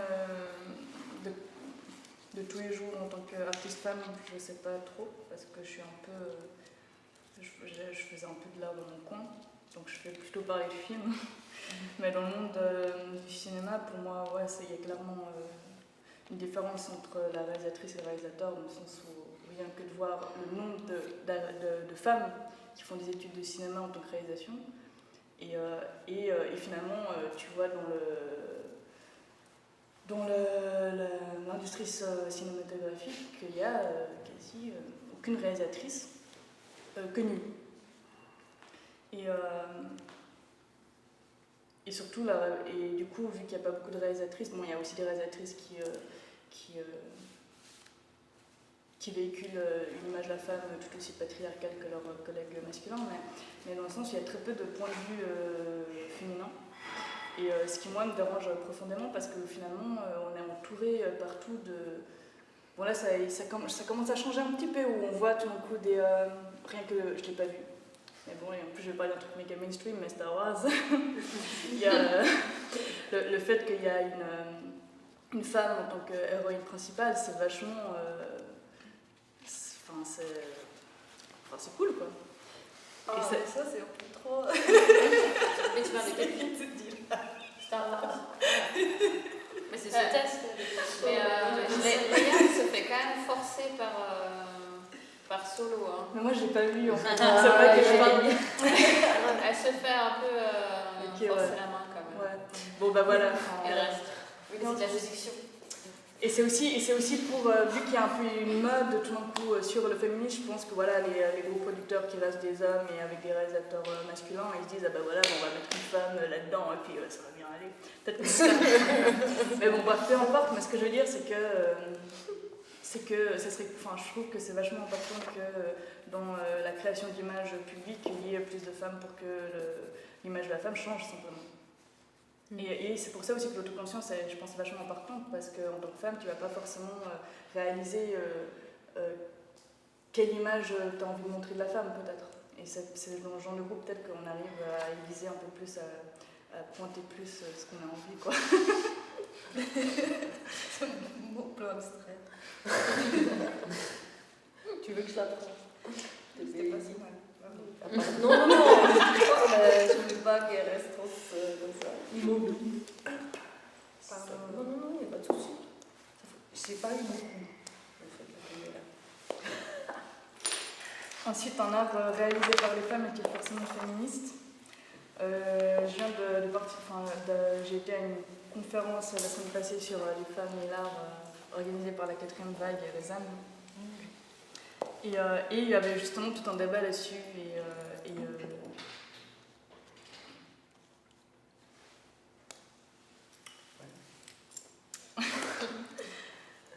Bah, personnellement, moi je pense pas, clairement pas.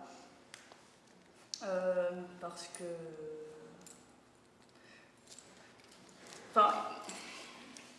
Vous en pensez quoi? Moi, j'ai envie de te répondre à ce que tu nous as dit avant. C'est finalement, oui, et puis c'est pas grave.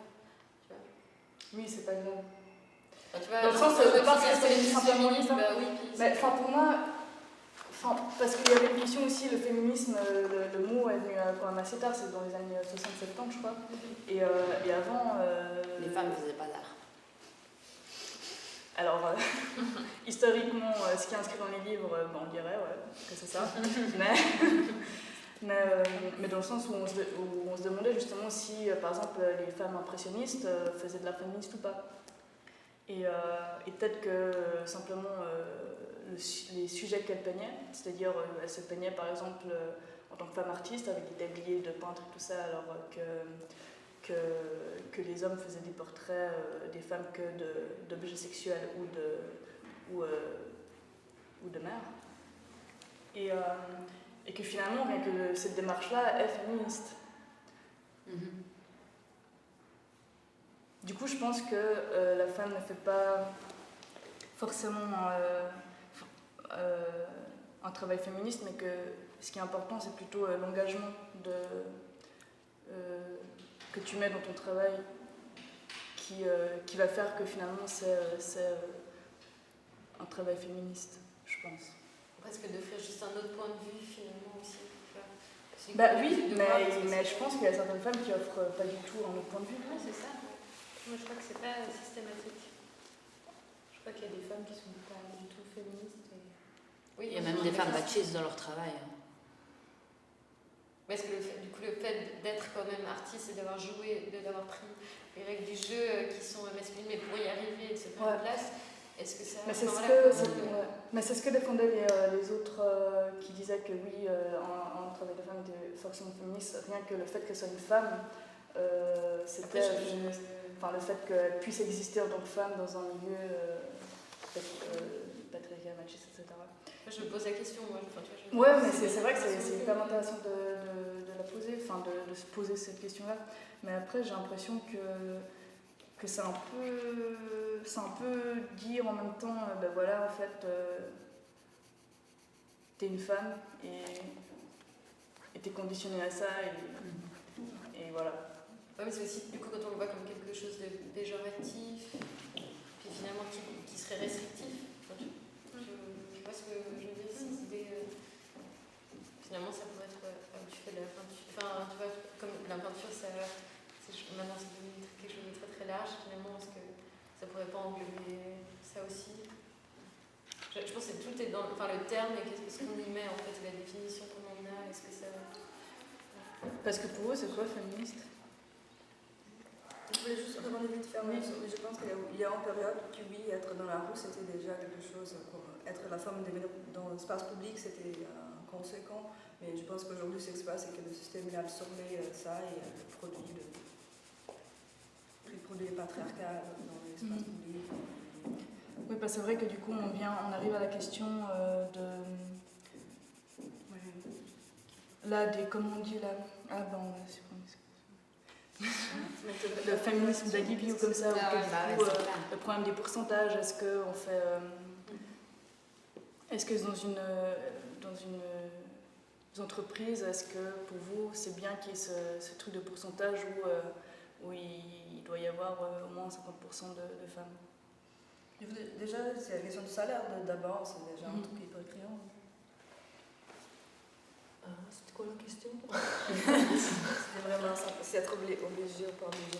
Et même que tout ça devient une sorte de retournement, ces questions aussi de clip, tu dis l'héroïne, et puis je pense sur un clip, les clips même de rap aujourd'hui, je sais pas qui a fait, qui a fait un hommage à toutes les femmes du MeToo, et puis le clip il y a qu'il y a de femmes.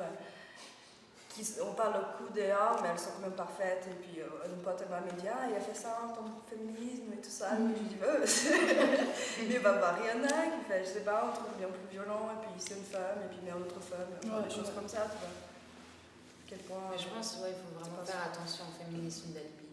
Typiquement, mettre une héroïne féminine dans un film, c'est bien. Enfin, je pense. C'est dangereux pour les producteurs, mais en même temps, quel rôle il lui donne et quel jeu il lui fait jouer. Ah, ça, c'est clair, et au final, est-ce que c'est pas juste pour pas que tous les groupes féministes aujourd'hui lui tombent dessus parce qu'en fait, il n'y a qu'une seule femme dans son film et puis c'est la mère qui est dans la maison et qui bouge pas. Et à quel moment est-ce que c'était vraiment conscientisé positivement, et pas juste.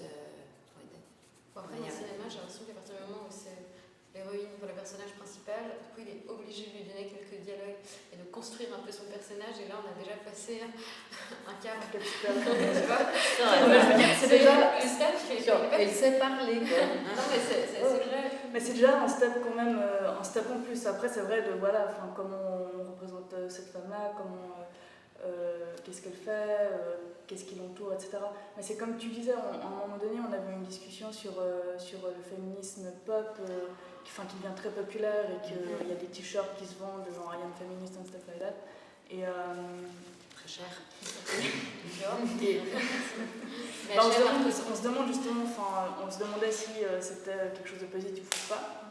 Et il y avait justement le danger que finalement on sort complètement du sujet et qu'on oublie la source même du féminisme. Mais d'un autre côté, c'est toi on dirait qui avait dit ça, c'est que moi, tant que ça sert positivement en fait, tant que ça peut faire changer les idées, la rendre une image moins négative et que ça peut servir au féminisme, en fait je suis pas contre. Mais... Oui, non, mais j'ai...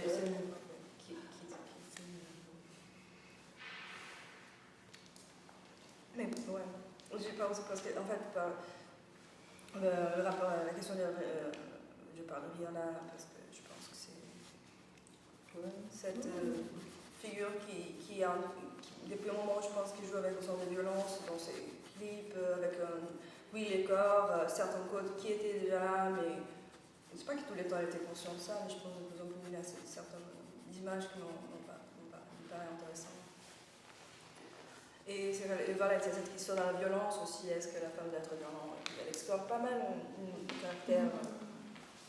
C'est C'est vrai qu'il y a eu toute cette polémique aussi autour de la violence. Qui l'abattait. Oui, Je pense que ça a aussi créé son personnage. On parle peut-être plutôt d'autodéfense. Ouais. Du côté de, voilà, c'est aussi un empowerment autour de la question de l'autodéfense. Voilà, depuis... Ça pourrait être encore assez marrant, parce qu'effectivement, la violence des femmes est souvent... Voilà, on ne sait pas d'où elle vient, tu vois, elle n'est pas bien... Voilà, c'est pas canalisé, comme elle est très peu utilisée encore, la violence des femmes. Elle n'est pas... Comme ils n'ont pas l'habitude de voir des femmes violentes. Et pour ça, peut-être, avec le plus de femmes, ils se mettent aussi dans une position d'autodéfense. Effectivement, on pourrait aussi discuter un peu sur ces limites-là. Tu vois, c'est jusqu'à où c'est l'autodéfense et où, disons, ça devient des gestes de violence gratuits, quoi. Moi, je pense que c'est ça qui est aussi intéressant avec quelque chose qui est applicable à toutes et tous. Hein. Enfin, on doit aussi se poser cette question avec les flics. Avec les flics. Ouais. Non, mais disons là, mais oui. Hein, c'était pour rebondir sur cet exemple aussi disons une figure connue, tu vois, aussi Nicole, quoi. Et puis moi, je pense que les icônes, ils sont très, très importants, quoi. Il ne faut vraiment pas aller... Oui, les papes, tout ça. Ouais. Ils portent aussi quelque chose, quoi. Bah, c'est eux qui ont le plus d'influence sur la société, en fait. Bah ouais. Enfin, pas plus, mais beaucoup plus que William Durban, même s'il est vachement important pour faire naître des choses. Mais il reste un peu élitiste. Ouais, c'est vrai. En fait, en quelque sorte. Mais c'est vrai, cette histoire de la défense, l'autodéfense, ça fait penser aussi sur les femmes. C'était dans la première conférence, la question de l'armée, et que les hommes ont une sorte d'éducation du corps qui est déjà instaurée, et puis qu'après ils ont cette conscience du corps puissant. Et bon, c'est important d'avoir ça par les corps et tout ça. Mais ça pose la question de la violence quelque part aussi, parce que quand tu apprends aussi ça, c'est aussi apprendre à dévier la violence ou à avoir cet autre rapport avec la violence aussi.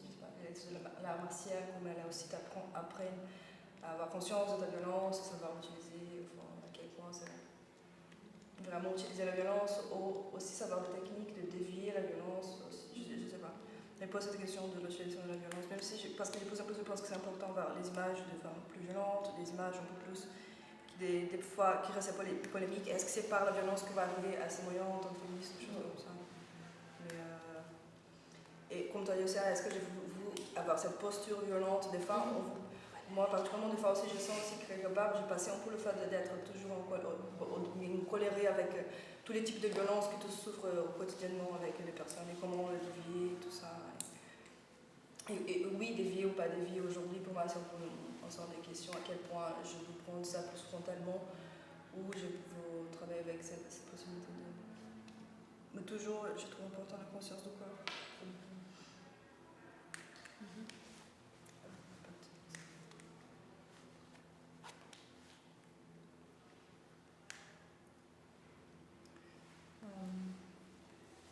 Sinon, en tant que femme, est-ce que la question du féminin doit faire partie de ton travail?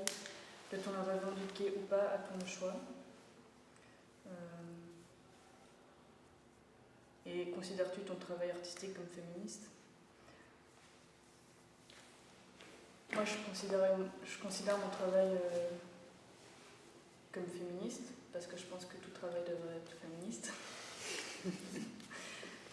Mais après, c'est vrai que dernièrement,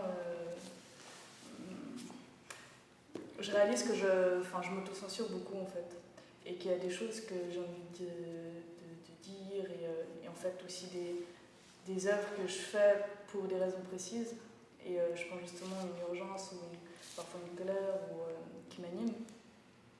Et en fait, dès que je dois en parler moi-même de mon propre travail, il y a vraiment un blocage total en fait. Même avec des rendez-vous avec des professeurs où on n'est que deux, tu vois, genre même là, donc ils me disent bah oui, alors qu'est-ce que tu as écrit là, pourquoi tu as écrit ça, et tu sais, tout d'un coup je suis genre là, genre il y a plein de trucs comme ça en moi qui mais il n'y a rien qui sort. Et en plus, franchement, dans l'art contemporain, si tu n'arrives pas à expliquer ton travail, c'est un peu nul, quoi.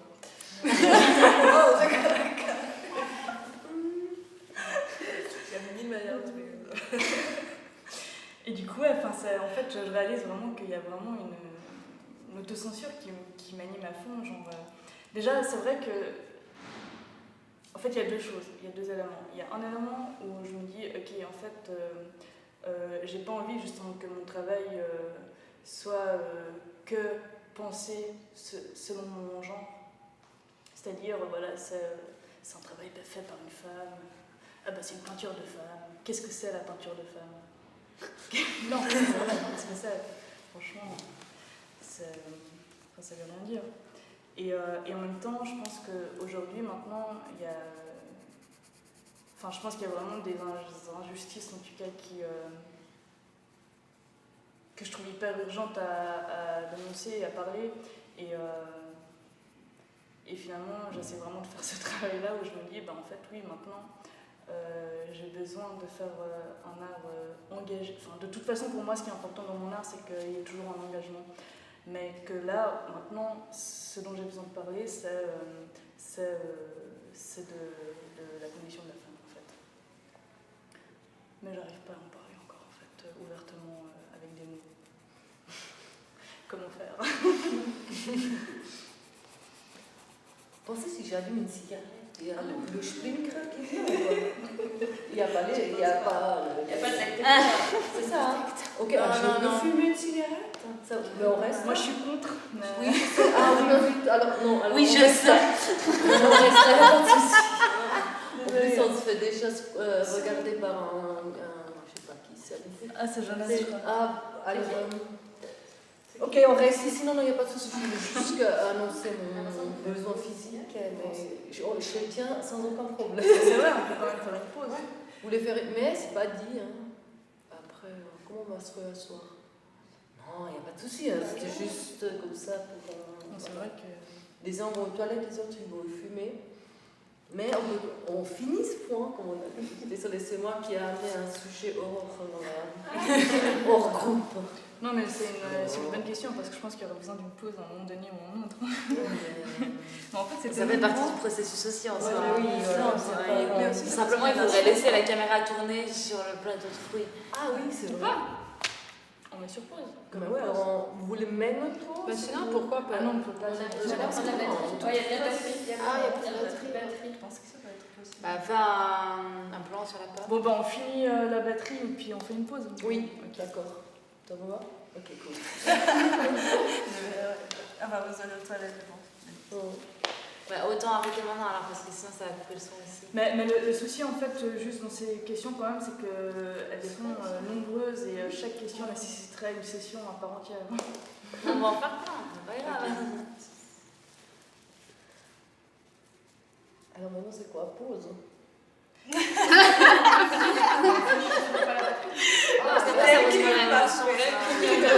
pas grave, ça clignote. Oui, alors en fait, moi je suis pour presser sur pause. Après, qui est pour presser sur pause? On fait une 4, ouais. Ouais, voilà. Ça va? Ok, j'attends.